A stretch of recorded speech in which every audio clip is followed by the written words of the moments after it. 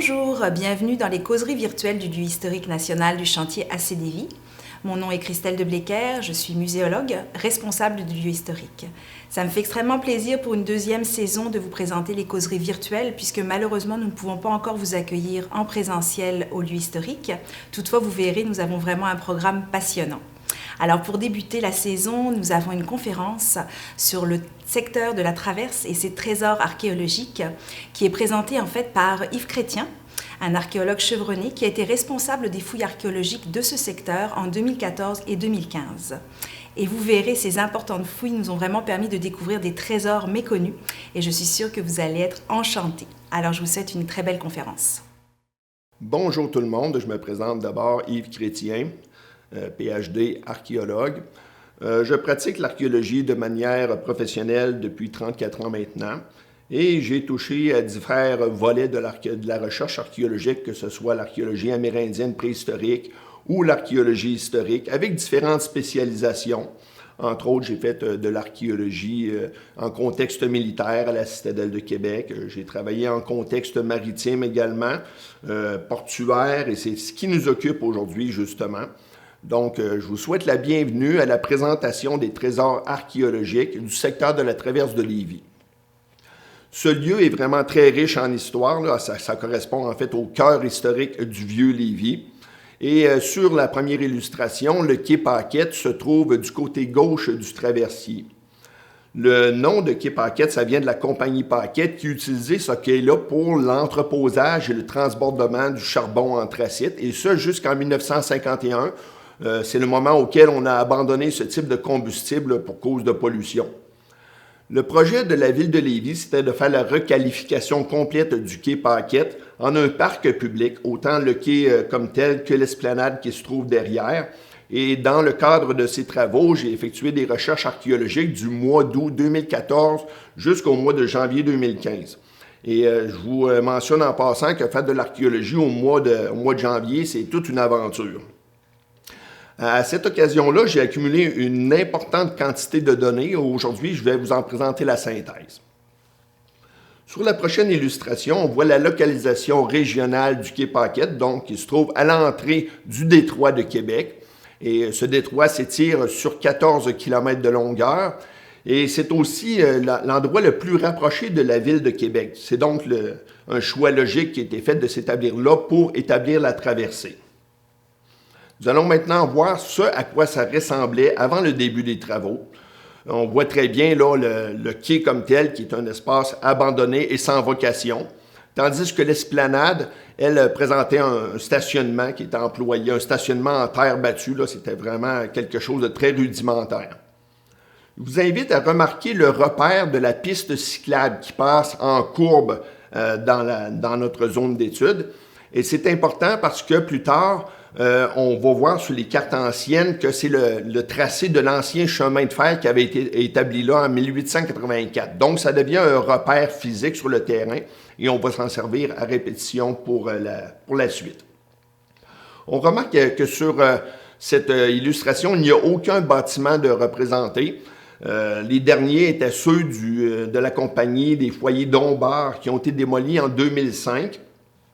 Et en même temps, je vous invite à comprendre un petit peu la topographie de ce lieu-là, parce qu'on se trouve sur une basse terrasse de 5 mètres d'altitude, et on voit dans le bas de l'illustration qu'on est en haut de la falaise de 35 mètres. On voit également la bande végétalisée de forêt dans l'escarpement, et tout l'espace du quai Paquette et de son stationnement ont été gagnés sur la rive naturelle du fleuve par remblayage. Donc, naturellement, le fleuve, sa berge correspondait environ au milieu de la rue Saint-Laurent. Il existe toute une série de cartes anciennes qui représentent ce secteur-là et c'est vraiment formidable pour nous quand on en fait l'étude parce qu'on peut voir l'évolution de la berge du fleuve dans ce secteur-là. Alors, commençons dès maintenant avec la carte de Adams en 1826 qui montre finalement le point de départ de l'établissement colonial dans le secteur. Et c'est en lien avec les services de passage, donc la traversée qui se faisait vers Québec, entre Québec et Lévis. Et il y a un premier quai qui apparaît, qui est le quai Lauzon, bâti par Lord Caldwell en 1817. Évidemment, Lord Caldwell opérait un service de traversier Et associé à ça, on retrouve également des services d'hébergement parce que quand on arrivait tard le soir, bien évidemment, d'un bord ou de l'autre, il fallait nécessairement attendre le prochain traversier et il y avait un hôtel qui s'appelle l'Hôtel Lauzon. Ça a fini par développer une petite agglomération au pied de la côte du Passage et plus tard, au milieu du 19e siècle, ça va même devenir un important pôle industriel. La prochaine carte est celle de Ware en 1845. On voit sur cette carte-là qu'il y a un nouveau quai qui apparaît, c'est le quai Mackenzie, qui est constitué d'un gros bloc large, mais sans extension vers l'eau profonde. Donc, ce quai-là n'est pas accessible à marée basse. On a également le quai Barras qui apparaît, lui aussi constitué d'un gros bloc à sa base, avec une extension qui rejoint l'eau profonde, c'est-à-dire qu'on peut y accoster à marée basse. Sur l'illustration, on peut voir une ligne qui est un peu effacée, là, qui correspond à la position de la marée basse. Donc, on voit très bien là, à quoi ça correspond. Et sur cette carte-là, ça n'apparaît pas, mais il y a tout un découpage cadastral en lien avec les lots de grève. C'est-à-dire que pour construire un quai, il faut avoir des droits sur cette berge-là. Et on vendait des lots de grève. Donc, le découpage cadastral suit perpendiculairement la berge du fleuve. Et on constate que le quai Barras n'est pas dans le même alignement que le quai Mackenzie. Et ça, c'est dû au fait que la berge du fleuve fait une courbure à cet endroit-là et que nécessairement, il vient un point où on doit corriger l'axe des lots de grève cadastraux. Donc, cet axe-là, on va le suivre tout au long des autres cartes et vous allez voir que c'est assez déterminant, même jusque dans la forme des bâtiments qui seront établis à cet endroit-là. La prochaine carte est celle de Sitwell en 1867. On voit que les quais Mackenzie et que le quai Barras ont atteint leur pleine expansion. Il y a également le quai Nadeau qui s'ajoute à l'est du quai Barras. Et on retrouve également des bâtiments sur les quais Mackenzie et le quai Barras. Et on voit que la berge naturelle du fleuve atteint encore la position de la rue Saint-Laurent. Donc, le remblayage entre les deux quais n'est pas encore commencé à cette époque-là. Sur la carte de Hopkins en 1879, là, on commence à avoir du remblayage entre les deux quais. En fait, c'est la face nord du quai Mackenzie se poursuit avec un nouveau front de quai qui rejoint presque le quai Barras. Mais il reste un étroit canal et ce canal-là est dû au fait que le remblayage a atteint la limite du lot cadastral du lot de grève. Alors, le quai Barras n'occupait pas l'ensemble de son lot cadastral et c'est ce qui explique qu'il reste un canal à cet endroit-là. On remarque également que sur le quai Mackenzie apparaît la première fonderie, la fonderie Carrier-Lainay, qui deviendra plus tard la fonderie canadienne et qui est établie là en 1869. Les cartes suivantes sont ce sont les plans d'assurance incendie produits par Gaude et celle-ci est de 1894. Alors là, on voit très bien la construction de la nouvelle usine Carrier-Lainay sur le remblayage entre les quais Mackenzie et les quais Barras. Et on a également le passage maintenant du chemin de fer qui a été établi là en 1884. Et pour passer le chemin de fer, on a dû créer un nouveau front de quai. On le voit, il est plus avancé dans le fleuve encore que le précédent et il est de forme arrondie pour permettre le passage du chemin de fer. On retrouve également un nouveau quai qui apparaît du côté ouest du quai Barras. Et on a beaucoup d'informations sur les bâtiments. Là, c'est vraiment intéressant parce que les plans d'assurance incendie livrent ce genre d'informations-là. Nécessairement, ils veulent savoir qu'est-ce qu'ils assurent. Donc, nous, on profite là, de toutes les inscriptions où on a la description de la fonction des bâtiments. On remarque également l'apparition de l'hôtel Globe du côté droite, ainsi que de l'hôtel Tempérance qui est situé juste à l'extrémité est du nouveau bâtiment de la fonderie Carrier-Lainay. La carte suivante est celle de 1909. Alors, sur ce plan-là, on voit que la fonderie Carrier-Lainay n'existe plus. En fait, le bâtiment existe encore, mais il a été remplacé par la Canadian General and Shoe Machinery Company. Donc, on fabriquait là de la machinerie pour les cordonniers. Et c'est les mêmes bâtiments qui sont réutilisés, c'est juste la fonction du lieu qui a changé. On remarque également qu'il y a un petit quai qui s'avance vers le nord dans le fleuve, qui devait servir cette industrie-là. Et l'autre point intéressant, c'est de remarquer que l'hôtel Tempérance est disparu. Les bâtiments n'apparaissent plus sur le plan. Donc, nécessairement, en 1909, il n'est plus là. En 1918, on remarque là, que le bâtiment a encore changé de fonction. On retrouve là maintenant la Lauson Engineering Company Limited, qui est une usine de munitions qui était en opération de 1915 à 1918, c'est-à-dire pendant la Première Guerre mondiale. Et on remarque également, comme élément majeur, que tout l'espace qui restait de libre entre le quai Mackenzie et le quai Barras a été comblé au complet pour créer le quai Paquette. Et ça se fait en 1912. On voit sur le quai Paquette maintenant les élévateurs à charbon et je vous invite aussi à remarquer les voies de chemin de fer secondaires qui sont identifiées comme des sidings. Alors c'est important parce qu'on en a retrouvé la trace archéologique. La prochaine carte est celle de 1960. Alors, on constate sur cette carte-là que les bâtiments de Carrier-L'aîné ont été démolis. En fait, ils ont été rasés en 1929 et remplacés par les entrepôts de Noël Bégin, qui est un fournisseur en gros d'épicerie. Et on remarque également un autre entrepôt du côté ouest, qui est celui de Dow Boswell. Donc, ça, c'est une brasserie qui brassait de la bière. On voit qu'on a une configuration complètement différente là, en 1960 de ce qui se trouvait là précédemment. Et certains de ces bâtiments-là ont été réutilisés par la compagnie Les Foyers d'Ombart pour finalement être rasés de manière définitive en 2005. Alors, toutes les informations qu'on a tirées de ces cartes et plans anciens, je les ai reportées sur le plan de construction moderne de manière à être capable de cibler avec mes tranchées exploratoires des éléments en particulier. Ce que je recherchais, évidemment, c'était le bord des anciens quais, la position des bâtiments également. Donc, l'idée, c'était d'intervenir sur le terrain avec une pelle mécanique, de creuser, parce qu'évidemment, on est dans des remblayages assez épais, on avait besoin d'un support mécanique, de creuser pour trouver la trace, les vestiges associés à ces bâtiments-là, associés à ces quais-là. Alors, dans ma superposition d'instinct, j'ai inclus la position du quai Barras à l'intérieur des limites du quai Paquette actuel. Et j'ai fait la même chose du côté du quai Mackenzie. Alors, évidemment, je n'avais pas moyen de savoir à ce moment-là que j'avais fait une erreur parce que finalement, je l'ai découvert plus tard, mais le quai Mackenzie se trouve à l'extérieur du quai Paquette actuel.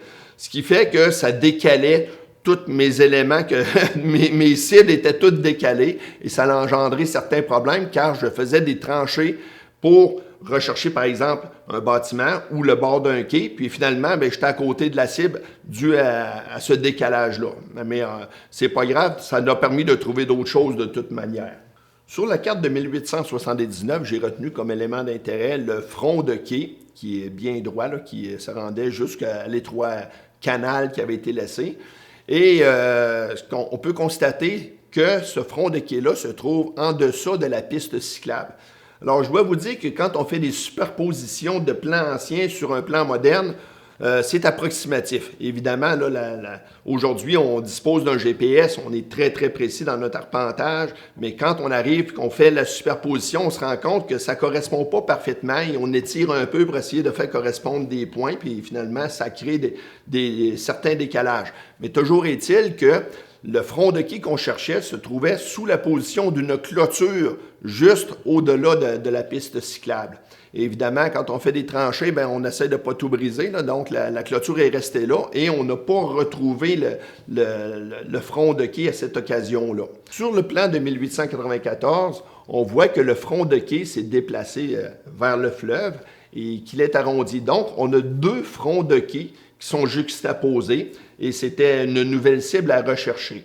Alors, on n'a pas réussi à retrouver ces fronts de quai-là avec les tranchées exploratoires qu'on faisait à la pelle mécanique, mais au moment où les travaux ont débuté, les travaux de construction, là, les éléments qu'on recherchait sont apparus parce qu'ils ont creusé, ils ne creusaient pas nécessairement au même endroit que nous.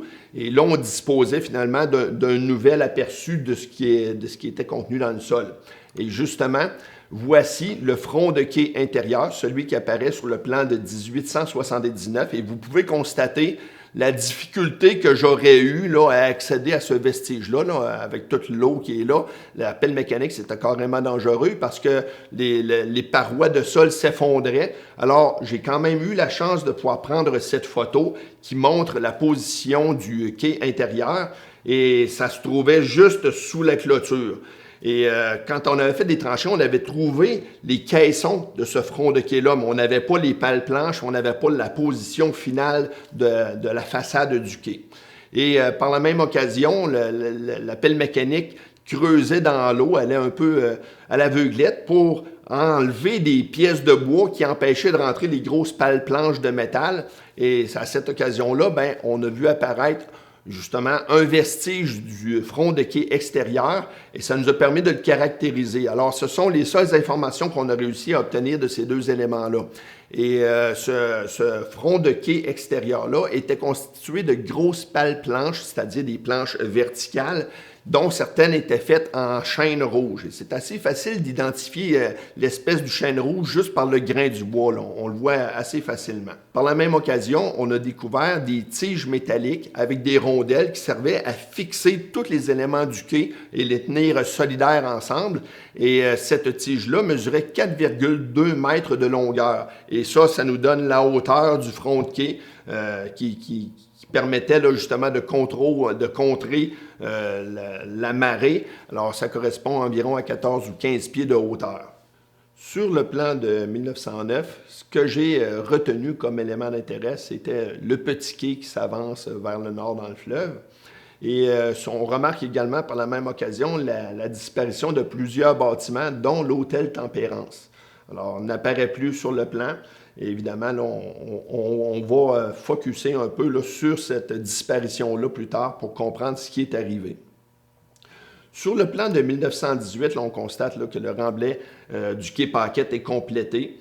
Et il y a un seul bâtiment qui a été conservé du quai Barras, qui apparaît encore sur le plan de 1918. Et il va nous servir de cible. On va chercher, bien entendu, à en retrouver les vestiges. Alors, la prochaine illustration vous présente la localisation des tranchées exploratoires. Là, ce que j'utilise, c'est la configuration de 1909, mais je prends en considération tous les éléments des cartes et plans précédents. Là. Donc, évidemment, les bâtiments, la position des quais. Et j'ai essayé de faire une couverture systématique là, de tous ces éléments-là. Pour ce qui est de la partie remblayée en 1912, bien, écoutez, vous comprenez que c'est pas mal moins intéressant. Là, donc, je n'ai pas fait de tranchée exploratoire dans ce secteur-là.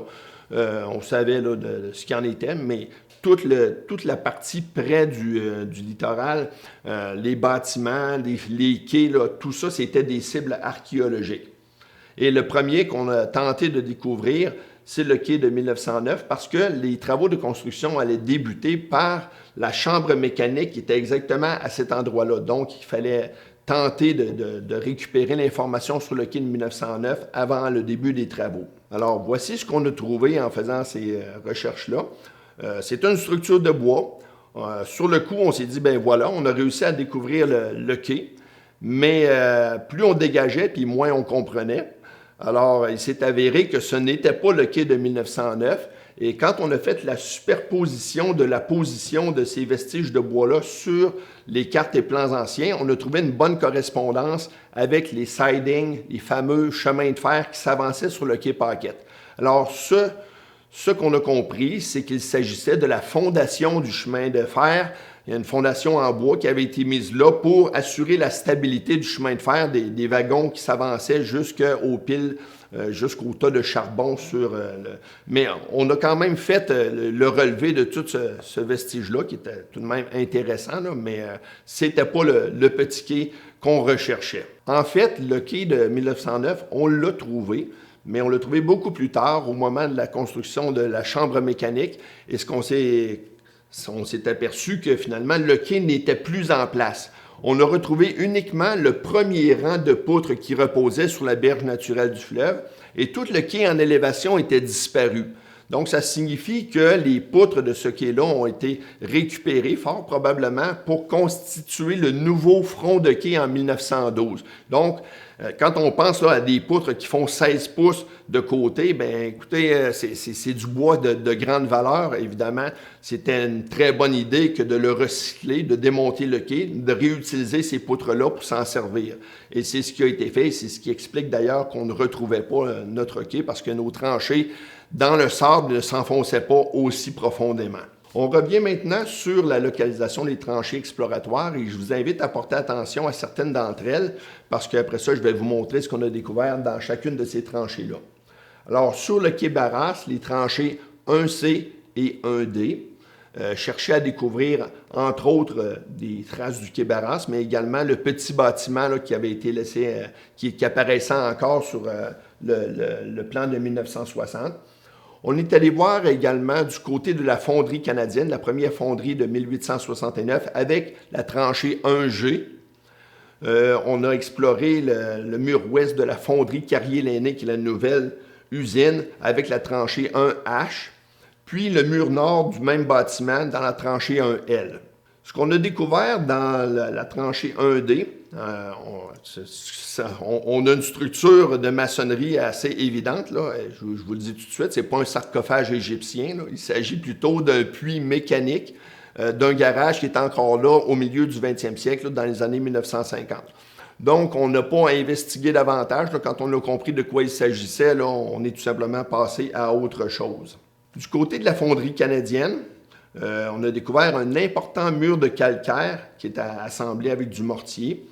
Du côté ouest de ce mur-là, c'est-à-dire à l'intérieur du bâtiment, on a découvert beaucoup de sable noir qui servait au moulage des pièces qui allaient être coulées. Là. Donc, c'était de la fonte. Dans une fonderie, on coule de la fonte. Et ce sable-là servait à fabriquer les moules. Puis après ça, quand la pièce est coulée, on casse le moule et le sable devient un résidu tout simplement.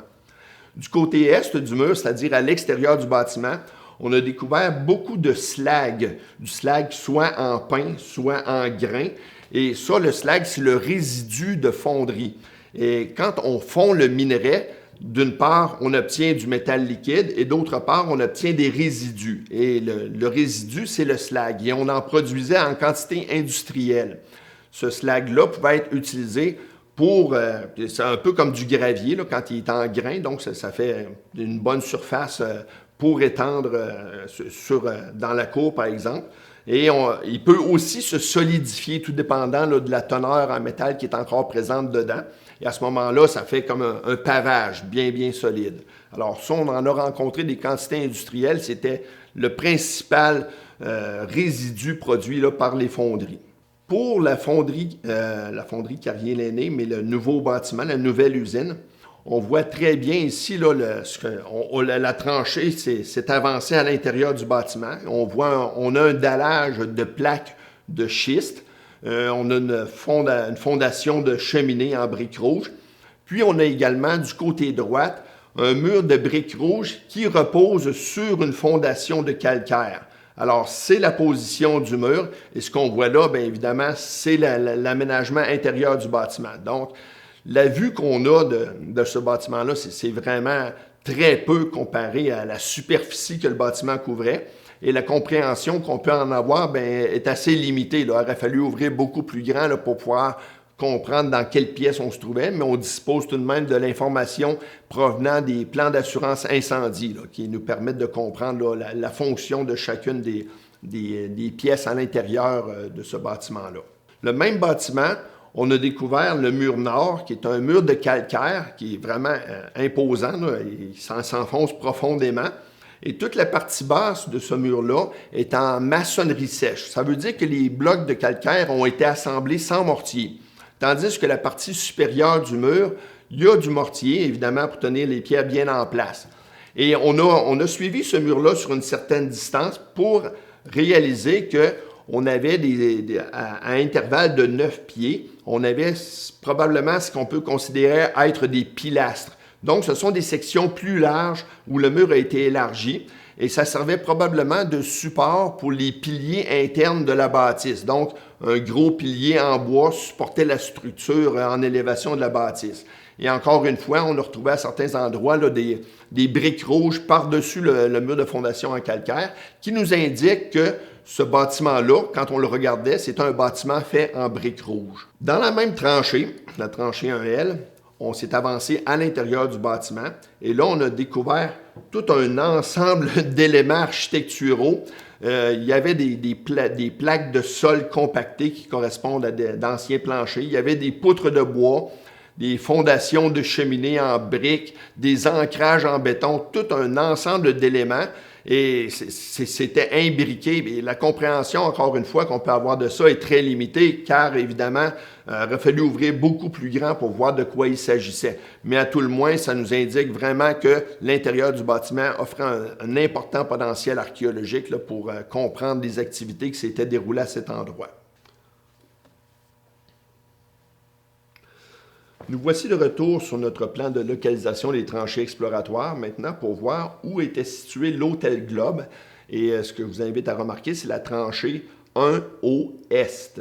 Alors, quand on parle de l'Hôtel Globe, il porte également le nom d'hôtel commercial. Et quand on regarde sur ce plan, la tranchée 1 au Est semble être située à l'extérieur du bâtiment. Mais encore une fois, c'est le jeu de la superposition des plans anciens sur la carte moderne. Là, ça ne donne jamais quelque chose de parfait. Mais je peux vous confirmer que la tranchée a bel et bien frappé le bâtiment et je vais vous en donner la preuve juste ici. Donc, l'Hôtel Globe, c'est un hôtel qui est réputé plutôt malfamé, populaire. C'est un lieu où les travailleurs allaient pour prendre un coup. Nous, on a retrouvé une section du bâtiment et on a excavé là, dans la cave finalement avec la pelle mécanique. Et ce qu'on peut voir, c'est un mur de coin. On est dans le coin nord-ouest, exactement, le coin nord-ouest. On voit qu'il y a un soupirail. On voit également une entrée de cave. On voit la position d'une cheminée en briques rouges ainsi qu'un mur de séparation parce que le bâtiment était séparé, semble-t-il, en deux parties. On remarque qu'il y a une dalle de béton qui se trouve, qui forme le plancher, et la pelle mécanique nous a permis de casser cette dalle-là pour accéder en dessous, voir s'il y avait des vestiges intéressants. Et comme de fait, on a retrouvé là des pièces de céramique, un robinet de barils de bière. Là, on est dans des pièces qui sont plus anciennes que le bâtiment et ça nous indique que probablement, à cet endroit-là, la berge du fleuve servait pour déverser les déchets. Et plus tard, on a construit l'Hôtel Globe par-dessus. Alors, ce bâtiment-là a été démoli dans les années 1970. C'est dire que ça a quand même été utilisé assez longtemps. Et on voit ici maintenant une photo prise dans les environs de 1912. Alors, le nom de l'hôtel apparaît là, sur le côté en haut. Et on avait des chambres à l'étage. Il y avait un bar et un restaurant au rez-de-chaussée. Et évidemment, là, quand on parle d'un restaurant et d'un bar, c'est une production commerciale de déchets. Et on va le voir un petit peu plus loin, ce que ça a donné comme résultat. La prochaine illustration nous présente encore une fois la position des tranchées exploratoires. Et là, je vous invite à remarquer la position de la tranchée 1B qui a été disposée là pour documenter le quai Barras directement comme tel. Alors, dans la tranchée, on n'a pas trouvé la structure du quai. C'est un peu comme le petit quai de 1909. On cherchait à voir tout l'assemblage de poutres du quai, mais il n'y en avait pas. Et plus tard, ce qu'on a découvert dans l'autre phase des travaux, c'est qu'il ne restait encore une fois que le rang de poutres inférieures, celui qui reposait sur la berge naturelle du fleuve. Donc, on comprend encore une fois que l'interprétation qu'on peut en tirer, c'est que le quai a été démonté pour en retirer toutes les poutres de bois. Et il devait s'agir d'une quantité assez substantielle de matériaux là, qui ont été réutilisés pour construire le front de quai du quai Paquette en 1912. Alors, ce qu'on a retrouvé à la place du quai, c'est un paquet de couches de cendres d'anthracite, de slag qui provenaient de la fonderie. Donc, ce sont des résidus. C'est un dépotoir.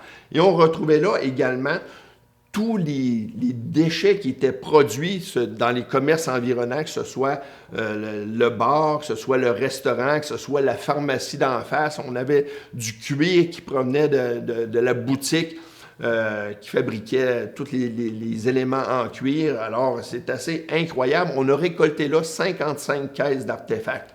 Et je dois vous dire qu'on n'a pas tout ramassé, là. On s'est vraiment limité. On a ramassé les pièces complètes et les pièces les plus anciennes, tout ce qui était le plus significatif. Sinon, on en aurait eu beaucoup plus que ça. Donc, nos 55 caisses d'artefacts, c'est un échantillonnage qu'on a fait là, de ce qu'on retrouvait à cet endroit-là. Alors, voici maintenant quelques pièces qui ont été retrouvées dans le secteur du dépotoir. Débutant à gauche, en direction droite, on a ici des bouteilles de boissons alcoolisées. Donc, une bouteille de vin, on a la bouteille de bière en verre presque noir, la bouteille de champagne, ensuite les bouteilles de boissons fortes comme le whisky ou le brandy. Puis, on a également les bouteilles à 4 épaules qui contenaient du gin. On imagine facilement que ça, c'était les déchets produits à l'hôtel Globe. Alors, évidemment, là, ça consommait de manière commerciale, là, donc pour ne pas dire industrielle. On en a retrouvé beaucoup plus que ça, bien entendu.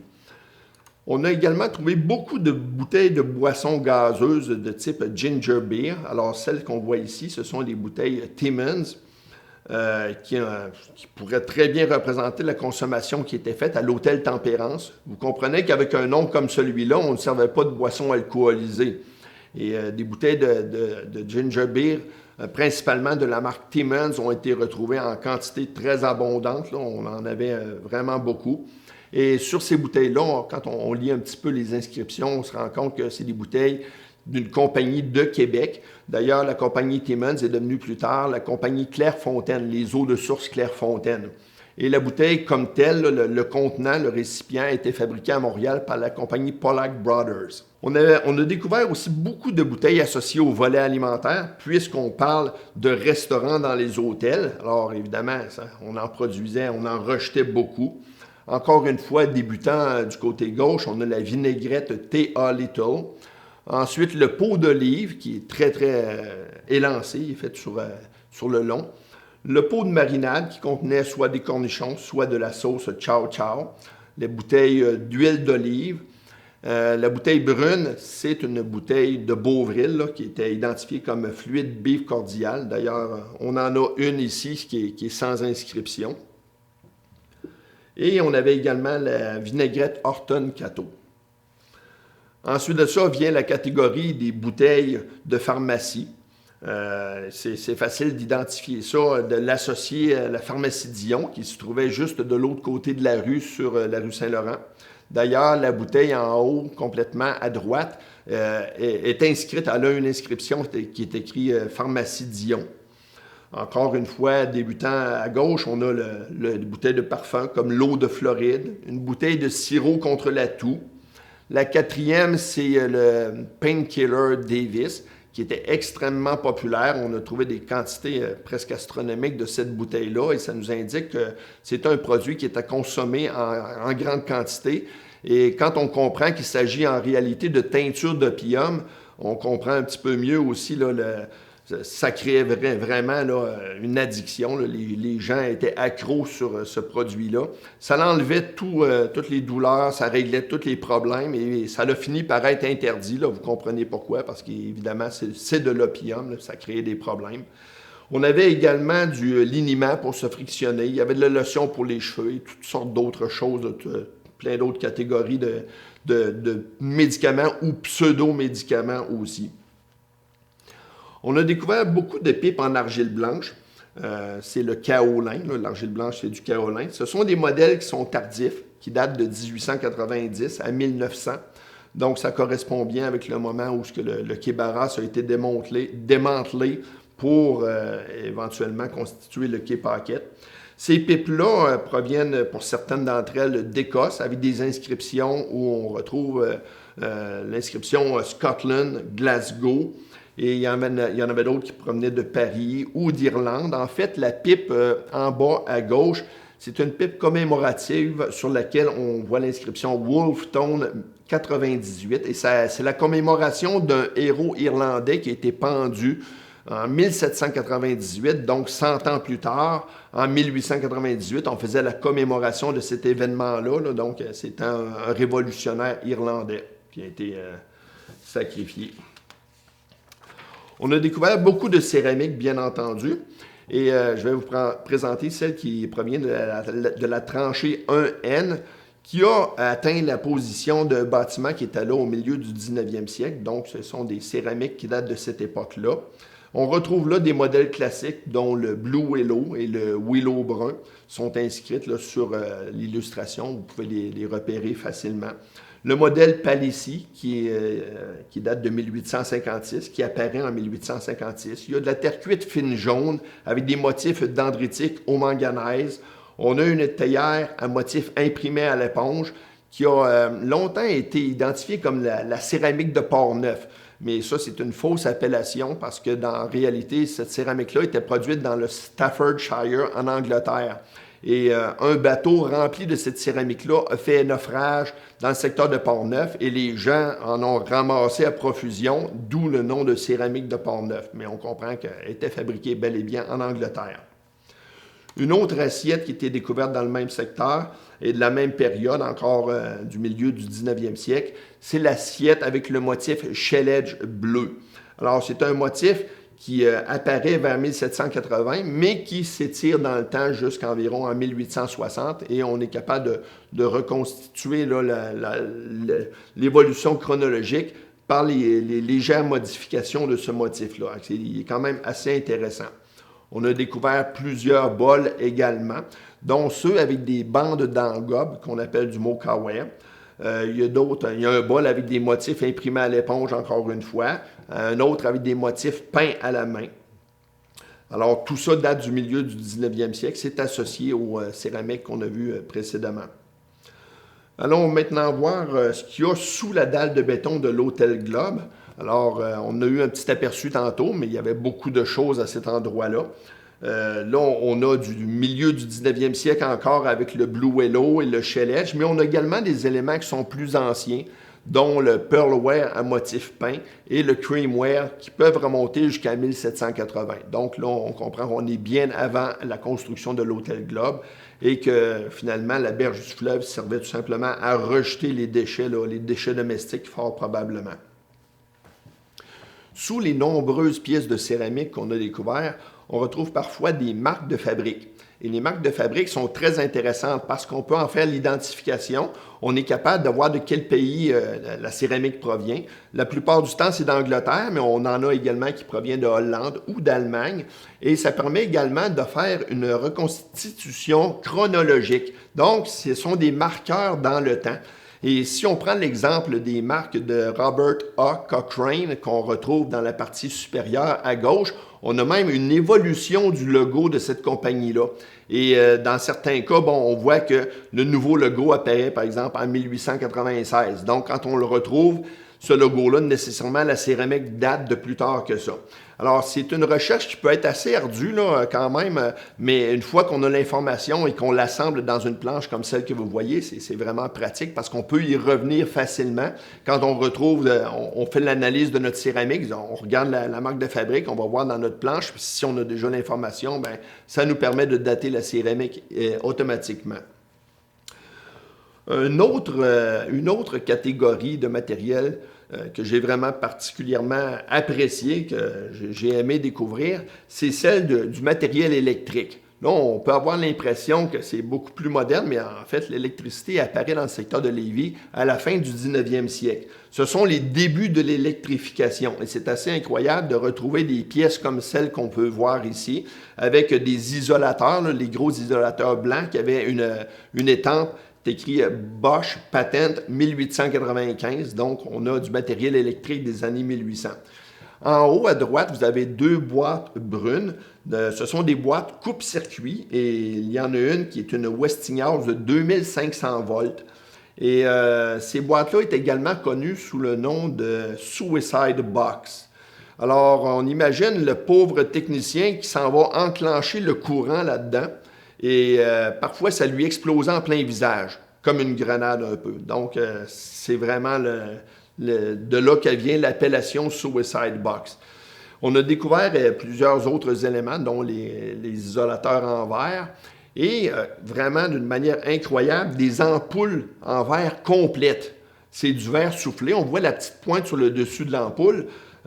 Moi, j'avais peine à croire à ça, de découvrir dans le sol, à travers les roches, à travers toutes les autres choses, on a découvert 2 belles ampoules bien complètes. Aujourd'hui, je peux vous dire qu'elles sont conservées dans des boîtes précieusement parce que ce sont des éléments particulièrement rares. On a également des fusibles, dont celui que vous voyez, le fusible pyrrhotite, qui est daté de 1909.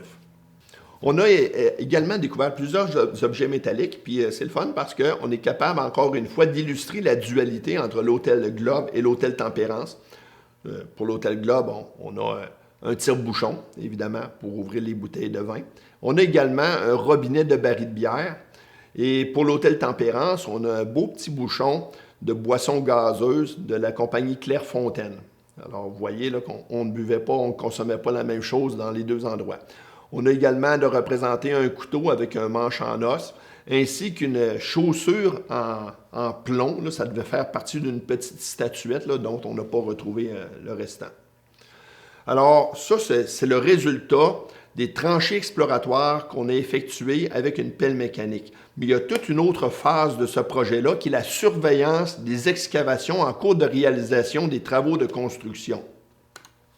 Alors, voici le plan des excavations. On voit d'abord en orange tout le grand rectangle qui correspond à la position de la fontaine, la fameuse fontaine. Pour ceux qui ont déjà été au quai Paquette, je pense que c'est assez évident. C'est un aménagement majeur sur le quai Paquette. Mais on voit également en jaune tout le tracé des canalisations qui ont été enfouies là, qui ont été installées pour les besoins là, des travaux. Et évidemment, tout ça a dû être creusé. Alors, c'est quand même majeur, là. On a creusé là d'une manière qui correspond probablement à presque 1 kilomètre de longueur. Et une chance qu'on avait, je dirais une chance qu'on avait déjà une première idée de ce qu'on allait rencontrer par les tranchées exploratoires, parce que le temps qu'on a pour faire les relevés pendant les travaux de construction, c'est vraiment très limité. Il faut prendre des photos, il faut faire le relevé, les dessins, la localisation, puis il y a une pelle mécanique qui attend en arrière, puis qui a hâte qu'on ait fini de faire nos relevés.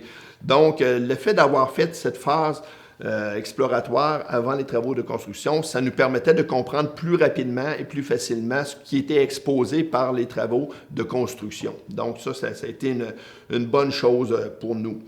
Et là, on est retourné encore une fois dans le dépotoir avec ces excavations-là. On a continué à remplir des boîtes d'artefacts. C'était le festival là, des bouteilles et compagnie. On a découvert d'autres éléments architecturaux pendant ces travaux-là. En voici le plan d'ailleurs, où on peut voir, entre autres, la fondation de l'hôtel Tempérance, qui se trouve identifiée à être 2D. On a toute la séquence évolutive de la fonderie Carrier-Lainé, entre autres le secteur du bureau. Puis on a également des éléments de la fonderie canadienne. Alors, j'ai pris sur les cartes anciennes, j'ai découpé sur la carte ancienne ces éléments-là et je les ai repositionnés sur le plan moderne parce que ce qu'on faisait quand on découvrait des coins de mur, par exemple, c'est qu'on en faisait le relevé GPS. Donc, ce qui apparaît sur le plan moderne, c'est à la position réelle. Ça, c'est vraiment incontestable. Et j'ai ajusté les dessins du plan ancien sur ces données-là. C'est à ce moment-là que j'ai compris qu'on avait fait une erreur de localisation au début en incluant le quai Mackenzie à l'intérieur des limites du quai Paquette. Et là, tout est devenu clair à ce point-là. Tout arrivait, c'était vraiment une véritable révélation, là. Donc, une fois que j'avais compris ça, tous les points s'organisaient, tout fonctionnait. Évidemment, on a toujours le petit décalage de superposition d'un plan ancien sur la carte moderne, mais vraiment, là, ça correspondait bien à ce moment-là. Alors, allons voir maintenant ce que ça donne sur le plan archéologique pour la fondation de l'hôtel Tempérance. Donc, il s'agit maintenant de la partie nord de ce bâtiment-là, qui était constitué de 2 sections. On voit que la fondation là, est exposée par une excavation peu profonde. Alors, c'était quand même suffisant pour dégager la surface du tracé de la fondation. Et on a compris qu'il s'agissait d'une fondation en grès vert, complètement différente de celle de la fonderie Carrier-Lainé, qui, elle, était faite en calcaire. Une autre illustration, là on est rendu avec la partie sud. On voit également le mur séparateur qui distinguait les deux parties du bâtiment. Et ce qu'on se rend compte, c'est que l'extrémité est de la fonderie Carrier-Lainay est pratiquement collée sur l'hôtel Tempérance. Là, je pense qu'on a l'équivalent de 50 cm d'espace entre les deux bâtiments. Alors c'est vraiment... on a utilisé à cette époque-là l'espace jusqu'à pratiquement se coller dessus, là. À l'intérieur de la fondation de l'hôtel Tempérance, on a fait évidemment des vérifications, on a à la pelle et à la truelle, et ça nous a permis de mettre en évidence un événement, un incendie. On a un plancher qui est complètement carbonisé. Alors évidemment, quand on parlait plus tôt que l'hôtel Tempérance disparaissait des cartes anciennes, en fait, il était présent sur la carte de 1894 et il était disparu sur la carte de 1909. C'est une période de 15 ans. L'incendie s'est déroulé dans cette période-là. Et si on faisait une recherche en archives, probablement qu'on arriverait, en cherchant dans les journaux, à trouver l'annonce de l'incendie de l'hôtel Tempérance ou d'un incendie dans le secteur du Vieux-Lévis. Mais on est capable de raffiner notre cadre chronologique par l'analyse des artefacts qu'on a découverts dans l'hôtel Tempérance. Alors, évidemment, j'avais déjà mentionné qu'il se trouvait là un restaurant. Et ce restaurant-là utilisait de la vaisselle en quantité. Et vous me voyez peut-être venir là, avec mes marques de fabrique, là. Ce qu'on voit ici d'abord, c'est une assiette avec un motif de feuilles de thé. Puis on voit très bien que la céramique est brûlée, là, donc ça l'a passé au feu. Probablement que toute la partie où on avait entreposé la vaisselle a brûlé et tout est resté en place. Et voici d'autres céramiques, encore une fois, brûlées, mais sur un fragment, on voit l'inscription Arthur J. Wilkinson Limited. Et l'usine, en fait, je vous dirais, la compagnie Wilkinson a été en opération pendant un certain temps. Et en 1896, on rajoute les lettres LTD dans la marque de fabrique de cette compagnie-là. Donc, on vient de comprendre que nécessairement l'incendie a eu lieu après 1896. Et là, vous avez un exemple flagrant de l'utilisation qu'on peut faire de ces marques de fabrique-là sous la céramique. Donc, ça réduit notre intervalle à 13 ans. On a encore quand même un bon intervalle, mais comme je vous le disais, il serait possible d'aller chercher plus loin pour trouver le moment précis là, de l'incendie. Les travaux de surveillance des excavations ont également permis de documenter toute la séquence évolutive de l'usine Carrier-Lainay. Et juste pour faire un petit rappel, l'hôtel Tempérance était collé sur l'usine et lors de l'incendie, nécessairement, il n'y a pas eu de transmission de cet incendie-là vers l'usine qui est demeurée intacte. Alors, probablement que les murs de pierre, les murs de briques ont servi à protéger là, les bâtiments où on a réussi à contrôler l'incendie, mais tout en perdant l'hôtel Tempérance. Alors, l'usine Carrier-Lainay s'est constituée en 3 phases principalement. Il y a d'abord le corps principal, un corps rectangulaire de l'usine qui est construit, avec une rallonge du côté ouest pour faire la section du bureau.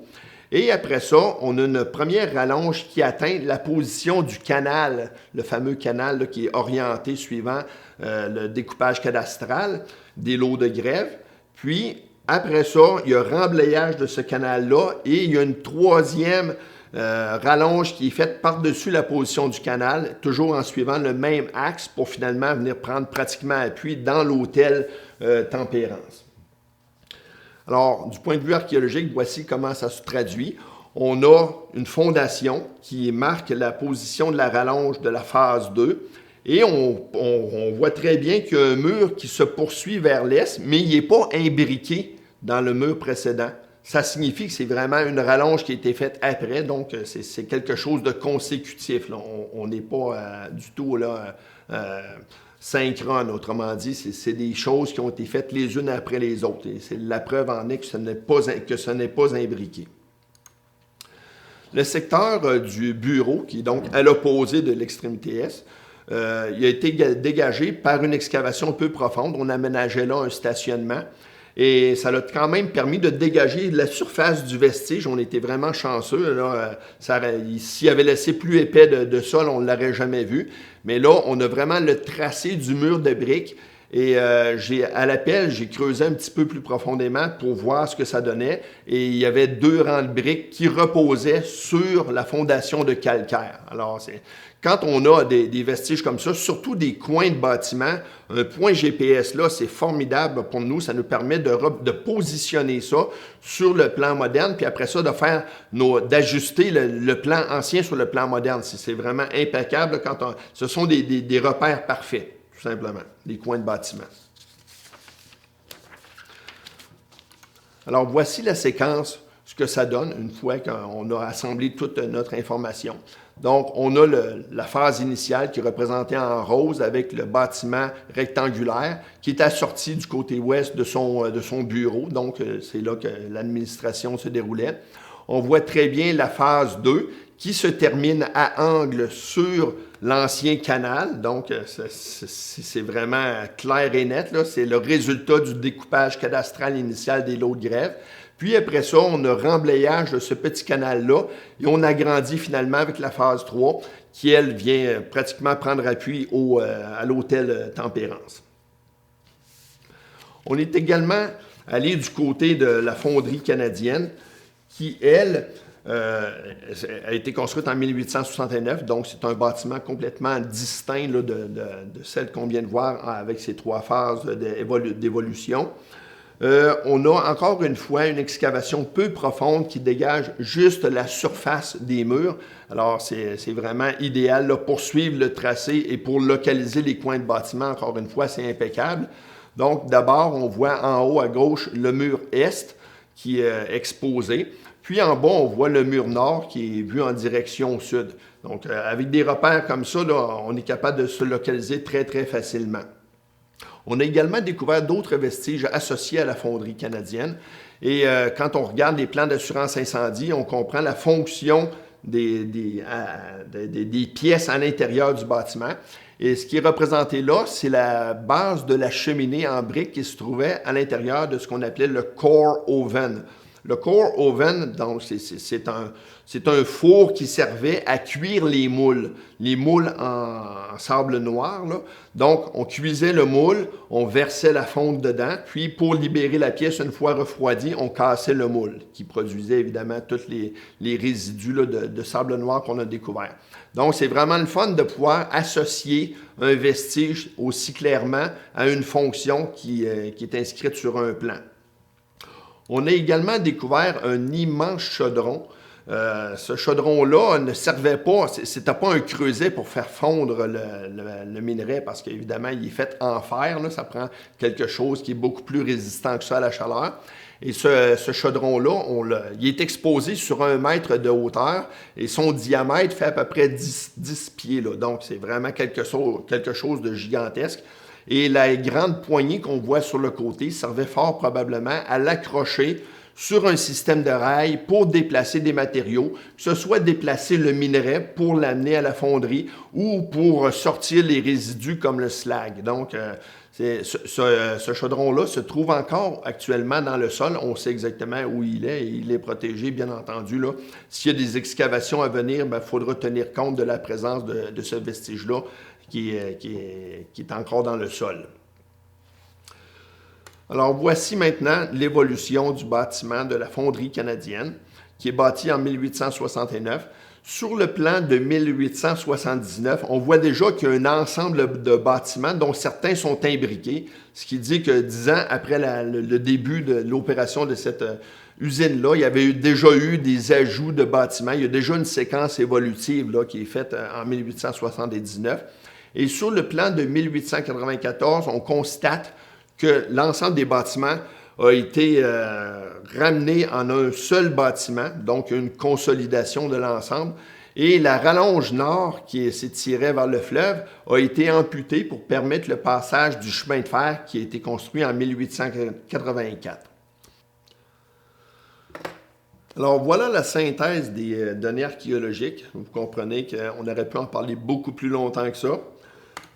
Nécessairement, là, à un moment donné, il faut se limiter là, parce qu'on aurait pu rentrer dans les détails de chacun des éléments qu'on a abordés. Ce qui est passionnant d'ailleurs, je veux dire, c'est une recherche qui n'a pas de fin. Bien entendu, dans le cadre d'une présentation, il faut se limiter. C'est ce que j'ai fait. Alors, je vous remercie beaucoup de votre attention.